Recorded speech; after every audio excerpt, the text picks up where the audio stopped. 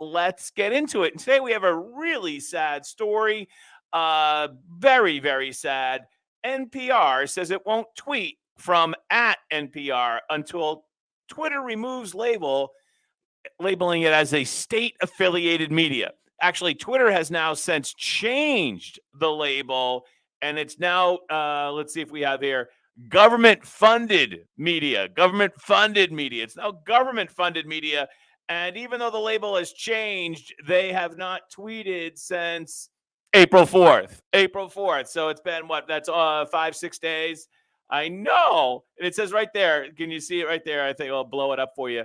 NPR, government funded media, because that's what it is, right? That's what it is. Of course, whenever you criticize this public funding from NPR, they allege that you're trying to kill Big Bird, Corporation for Public Broadcasting, which basically funnels money to NPR.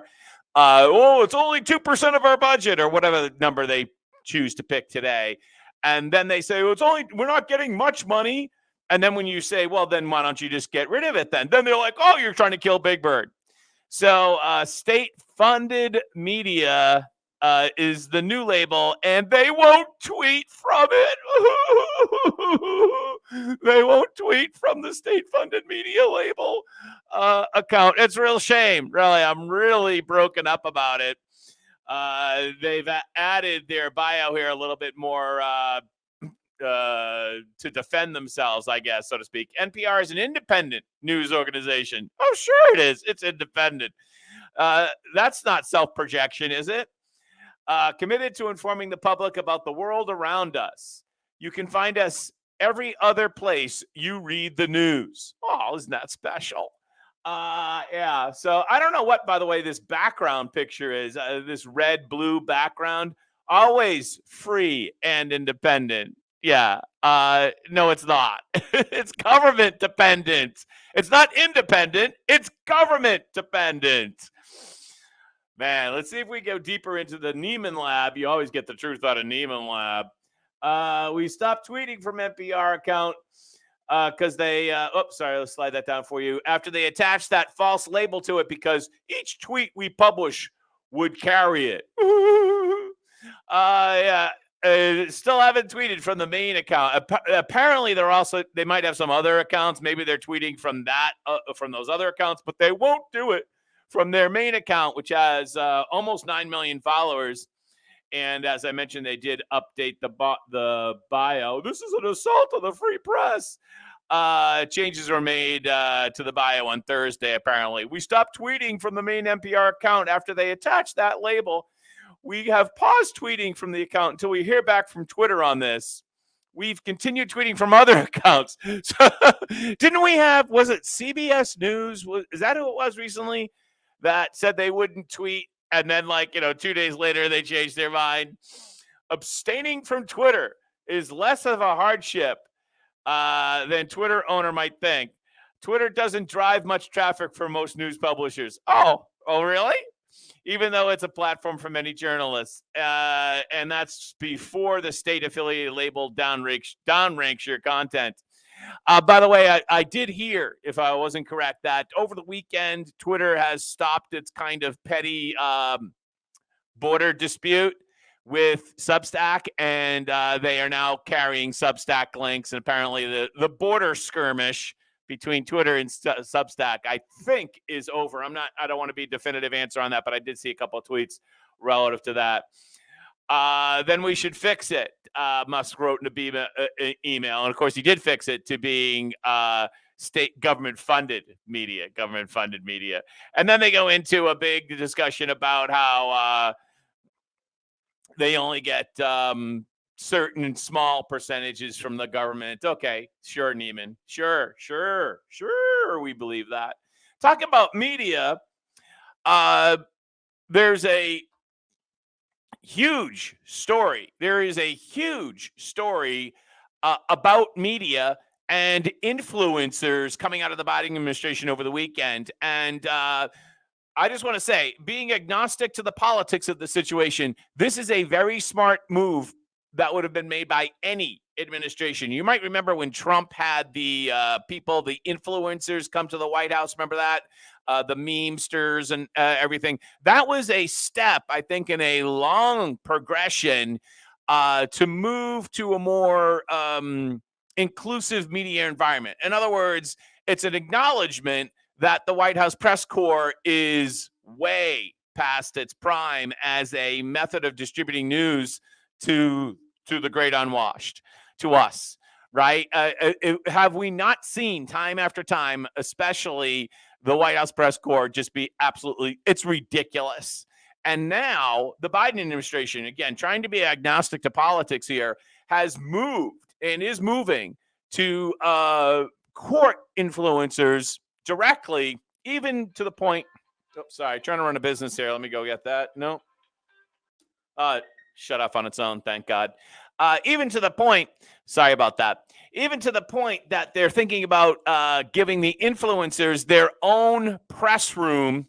Trying to run a business here, it's not easy. Trying to get their business, the influencers to have their own press room, their own briefing room in the White House. And I mean, again, aside from politics, a really good move. I was hearing Brian Kilmeade today, the warmonger.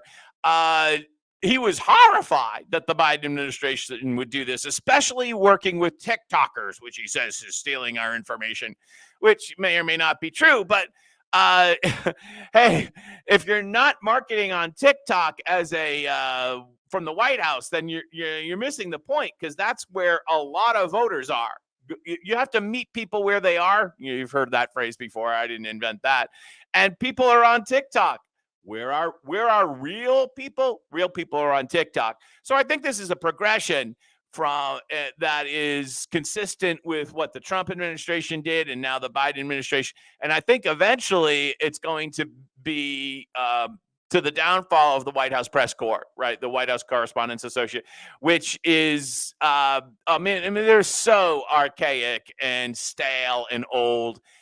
This is a good move in this direction. Here's the story from Axios: Biden's digital strategy, an army of influencers. This is a good strategy, beside the fact that it's coming from Biden, but it's a good strategy for all. We'll lean on hundreds of social media influencers who will tote Biden's record. Soon may have their own briefing room in the White House, Axios has learned. Why it matters: the move aims to boost Biden's standing among young voters who are crucial to Democrats' success in elections. It might come to a big surprise to you that there are already older voters on TikTok and Instagram and all of these platforms as well have older viewers. I don't want to call myself older, but I'm seasoned. Let's just call it 54. I'm 54. If you wanted to know, I'm 54. Biden's strategy will connect with influencers across the nation to target those who may not follow the White House or Democratic Party social media. Does anybody follow Democratic Party social media? Oh, that's right. That's mainstream media. That's CBS, right? And the New York Times. For Biden, digital staffers will be focused on the effort. Young voters 18 to 29 prefer Biden over Trump by a 26-point margin. That should be alarming to Republicans, Trump, or whoever will be the nominee. Republicans tend to fall behind in the younger demographic. I mean, let's just admit that, at writ large, election after election. But, if you can start to make inroads into that populace, then you can start to turn tide, right? You can start to win elections. So that is not a good number. Hundreds of unpaid and like-minded content creators working with the White House will curl: Harry Sisson, Heather Cox Richardson, Vivian Tu. This is going to be basically White House communications. It's basically the campaign from the White House. That's they're going to use your dollars to campaign for Biden. Biden, I should put in quotes. So that way he can stay in the basement and not campaign as much, which he doesn't want to do anyways.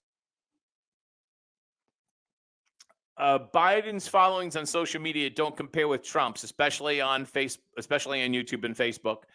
I don't know about you. I know there's a lot of people down on Facebook, but at least where I live here, people that are, say, 30 to 60, they are on Facebook. That's where to be if you want to hit that 30 to 60 audience, I believe. Biden's strategy is aimed at more platforms for younger voters like Instagram and TikTok. Right, here's the tick. Administration is courting support for TikTok, even as it has called for the platform to be sold or else risk being banned from the US. I just don't understand why we would ban. What type of country are we? We ban a platform, and there's been a lot of response to the ban TikTok platform because the ban TikTok bill, the piece of legislation, is actually just a power grab for the government to ban anything really that it doesn't like. So it's getting a lot of pushback. Pushback is the phrase relative to the whole ban the TikTok thing, because it's not ban the TikTok, it's ban it's ban pretty much anything the government doesn't like.